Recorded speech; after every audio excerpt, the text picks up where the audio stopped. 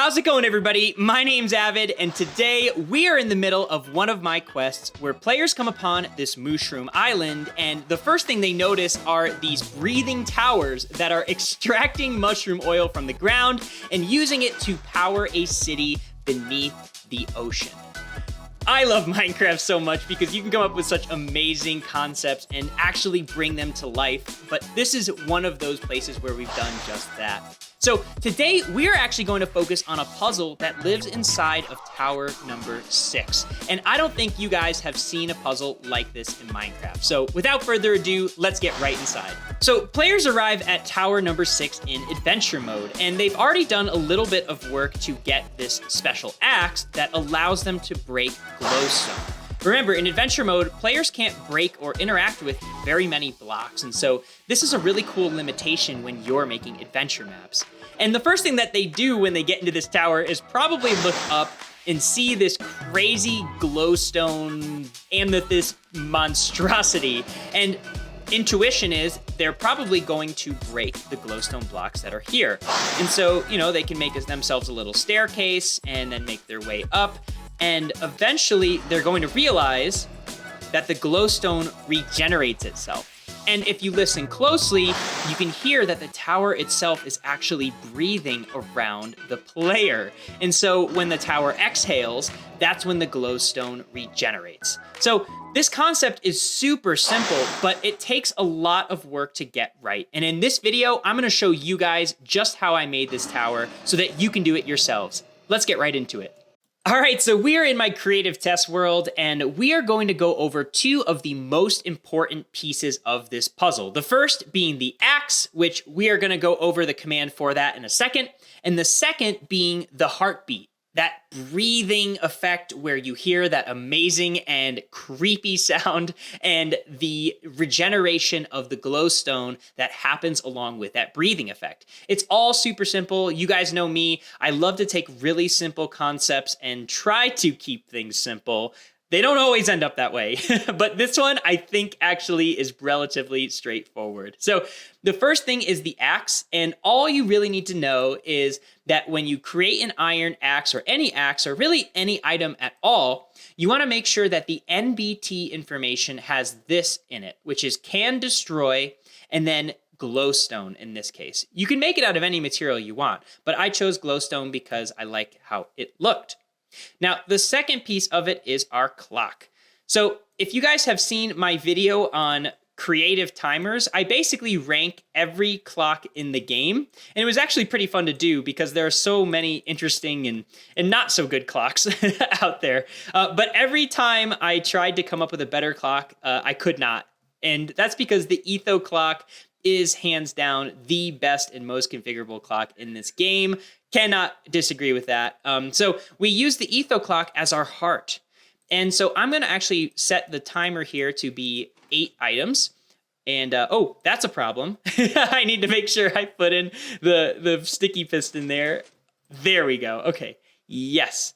And yes, okay, it ticks over. So this is actually going to act as the internal clock for our tower. It's going to control the breathing effect, and it's also going to control the glowstone regeneration. So let's start taking a look at those effects.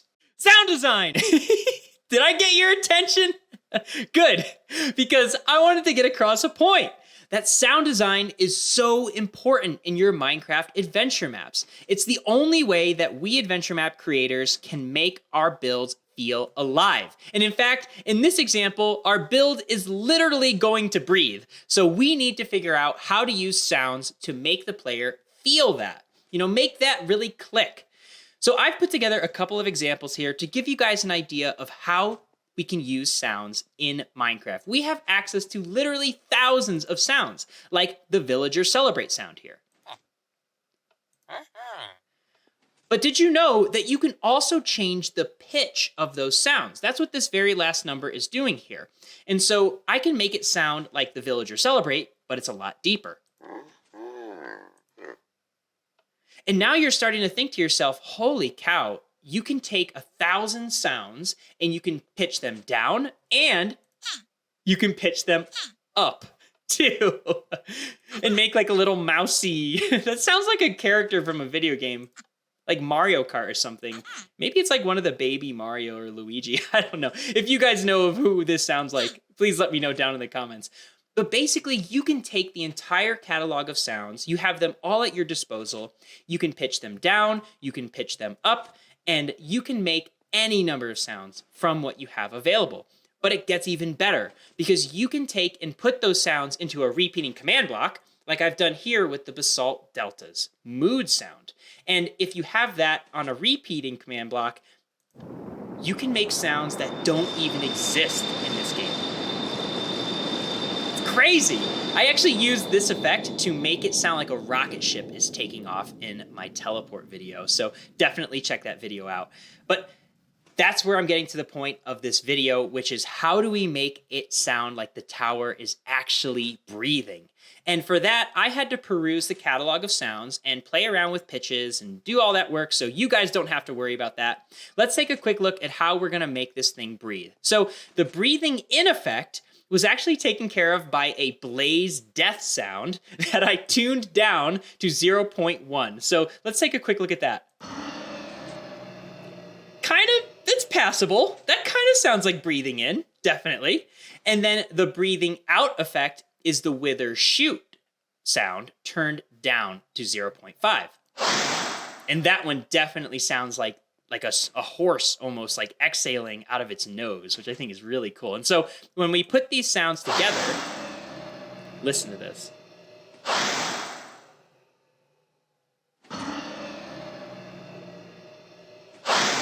It's so cool.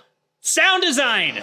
All right, so we have our axe, we have our heartbeat, we have our lungs, and now we need to get the rest of our puzzle put together. So you can use glowstone or any other block, basically whatever your axe can break, and we are going to lay out what I would call the happy path. So let's just pretend that the players broke these blocks and they are able to ascend your tower. So don't put in any too high, too tall things that you can't jump over just yet. Let's just build out the happy path. And this is going to give us an idea of what we need to do to fill in the rest of the glowstone puzzle. So let's say this is the nice happy path. So players will break some glowstone, they'll move up here, then they'll move up to the top of this. Perfect. And once you have this path going all the way up to the top of your tower, where you're going to have some kind of exit or success button, then you need to fill in the glowstone in ways where players can't just jump up your path. So for instance, I made these two tall, high blocks here, so players can't just jump their way up, and now they're going to have to use the axe to break the path. But at least we know there is a path to get the players up to the top, so it's possible to complete. Next, we need to get the glowstone to regenerate, and for that, we're going to think smart. Not hard, because the hard way to do it would be to create fill commands for each of these little sections, and every time the tower breathed, it would then fill in these glowstone segments, which is not going to be easy to scale. Imagine having a tower of chain command blocks for each of those. Yeah. We're not doing that. So we are going to use a little bit of magic with invisible blocks. Let's see how that works. So we have 3 different invisible blocks to work with as adventure map makers, and here they are. What do you think? My dad humor's coming out. Well, they are actually here. So the 3 blocks that we have are the light level 0 block, which is pretty new as of 1.18. It's basically just a light block, but it emits no light, which is pretty awesome. Then we have the structure void block, which allows us in structure blocks to say, hey, don't save this block as a part of the structure. Very handy for that. And then we also have the barrier block, but the only problem with this is it actually acts as a physical block. You can jump on it, you can't move through it, so this one is not going to be a very good candidate. And I think out of the 3 of them, the 0 level light block is perfect for us. So here's what we're going to do with it. We basically get an outline of our tower here, and we are going to do a fill command on our entire tower. And you're going to do exactly the same thing. Make sure you have the entire area of your tower all figured out and finalized. In this case, I'm just going to bring it up to about right here. And we're going to say fill between that area. We're going to do the light block, and we're going to say level 0. And then we're also going to be really careful because that would then delete all of the stuff inside of our tower. We are only going to replace air. And so if I hit enter here, nothing happened because it's invisible. But there is stuff there. All we have to do is get a light in our inventory, and holy cow, what a giant mess. And we have to get one more right there just because there was a block there. So this is going to be how we replace the glowstone. Watch this.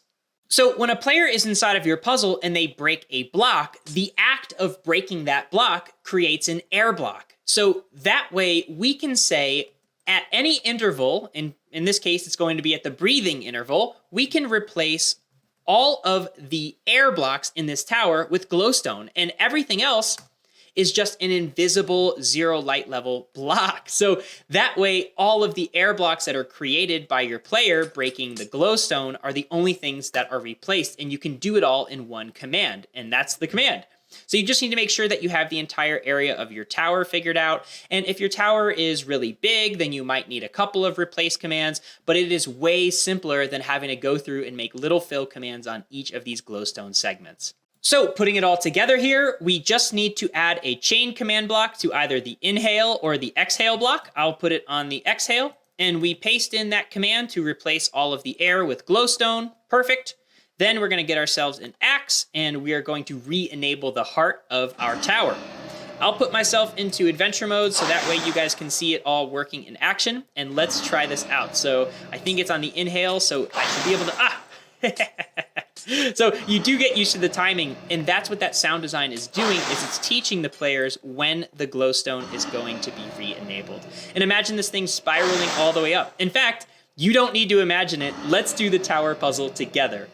But before we do that, there's one last piece, which it's a little tidying that we need to do, which is each of these glowstones are dropping the glowstone dust, and we don't want the players to grab a whole bunch of glowstone dust. So let's just do one last thing to clean that up. And that is super simple. All we have to do is create a repeating command block that's always active, and then we make sure that the repeating command block is killing all of the glowstone dust items that are on the ground. Now, be super careful to set a distance parameter here, because otherwise you're going to kill every glowstone item on the ground in your entire world, and players who are in the Nether might get kind of mad about that when they're mining and not getting any glowstone. So this should take care of that issue where we have glowstone dust spraying everywhere. And look at that. Now, let's look at the real deal and go through the entire breathing tower puzzle together. I'm so excited. Let's go check it out. All right, so we are back here at tower number 6 at nighttime, and I'm going to try to dodge these phantoms, and then, gosh, stop it. Ow! Did they follow me? Okay, we're good. We're not going to get followed for now. Like I was saying before being rudely interrupted, I'm going to do this tower puzzle while commentating, which I have never done before. So please bear with me if I have broken legs by the end of this video from falling so many times. And while I'm jumping up this tower here and showing you guys, the whole thing, I just want to take a moment to thank you for being a part of this journey with me. When I started making YouTube videos 3 months ago, honestly, I told myself I was going to make 10 videos. And if I was happy with, my own content, ouch. If I was happy with, what I was producing, and I felt like I was getting better, then I told myself I was going to keep going.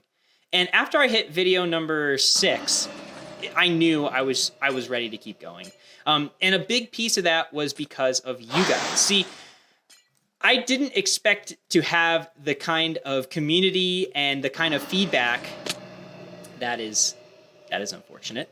I did not expect to have the kind of community and feedback that you guys have given me. And to be honest, on all of my videos, I get so many messages of, oh, you should have more subscribers. You should, it's like, that doesn't really matter. It's not necessarily why I was making these videos in the first place. You see, I've been making these videos because I felt like I had something really special with this map, with this adventure server.